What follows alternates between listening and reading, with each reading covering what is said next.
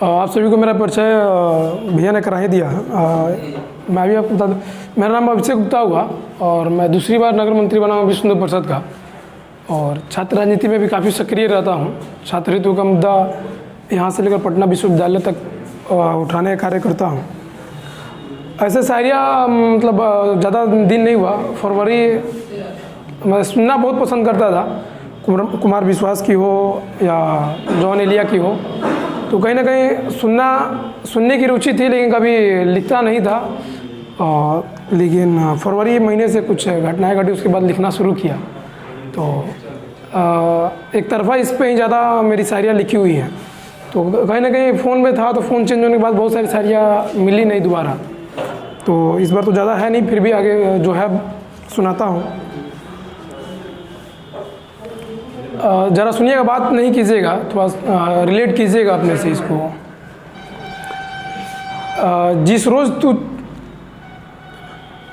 जिस रोज़ तेरे चाहने वालों को तू बेहद बुरी लगेगी, जिस रोज़ तेरे चाहने वालों को तू बेहद बुरी लगेगी, जिस रोज़ तेरे चाहने वालों को तू बेहद बुरी लगेगी, उस दिन भी सनम तुम मुझे बहुत खूबसूरत लगेगी।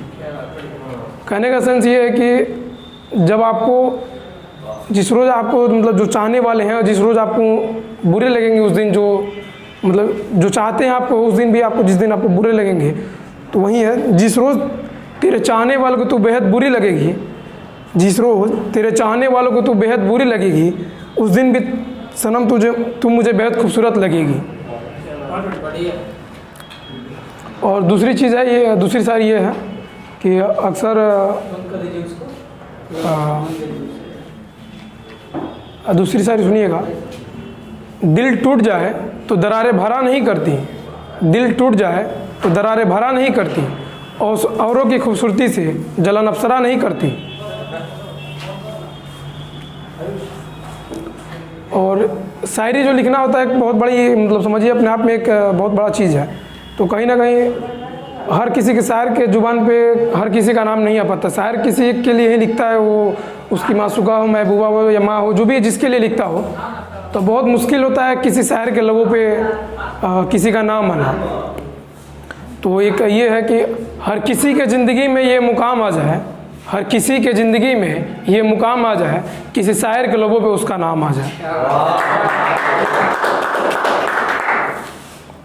और एक ये है मतलब लॉन्ग डिस्टेंस रिलेशनशिप जो होता है, तो थोड़ा सा उस पर एक है।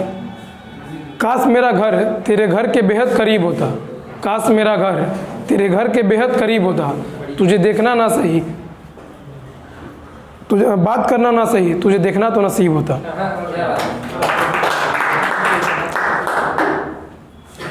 और एक ये है, तेरी यादों को दफना के सीने में हम राज कर देंगे, तेरी यादों को दफना के सीने में हम राज कर देंगे, अब जब भी मिलेंगी नजरें तुमसे तुम्हें नज़रअंदाज कर देंगे। और एक पहले जियो, अब तो जियो का सिम आ गया, एयरटेल का सिम आ गया, तो बहुत सारे रिचार्ज पैक का जो मतलब लफड़ा था वो ख़त्म हो गया। पहले एक ये होता था कि मतलब उधर से मिस कॉल आता था, फिर इधर से कॉल बैक जाता था, तो वो ज़माना हुआ करता था। तो उसमें एक है कि फिर भी मतलब जियो के दौर में भी अगर फ़ोन ना आए तो मतलब उस समय बैलेंस की एक मजबूरी रहती, तो होता था कि भाई बैलेंस ख़त्म था तो फ़ोन नहीं आया। तो उसी पे है कि जियो के इस दौर में अगर बैलेंस की मजबूरी है तो रहने दे मेरे जान, ये इश्क भला कौन सा ज़रूरी है।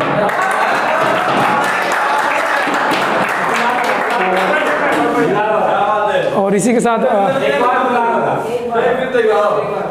कौन सा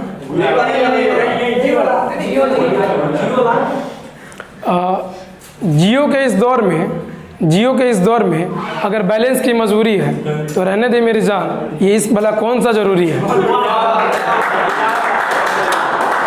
और एक ये है कि हम लोग अक्सर कुछ चीज़ें माँ से छुपाते हैं, बहुत सारी चीज़ तो माँ से छुपाते नहीं हैं, कुछ चीज़ें रहती हैं कि माँ से छुपाते हैं। तो उस पर एक ये है, बेईमानी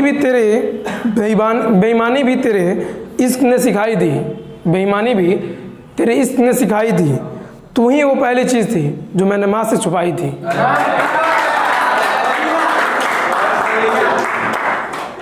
और एक और माँ पे है, सुनिएगा। तकलीफ़ मुझे होती है और वो पूरी रात नहीं सोती। तकलीफ़ मुझे होती है, वो पूरी रात नहीं सोती।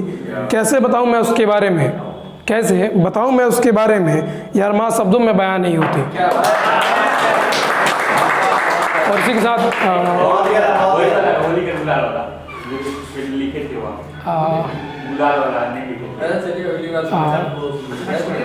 बोलेगा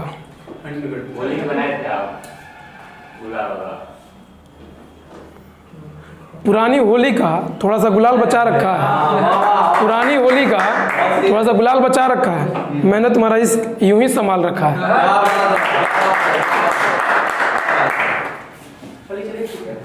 हो गया।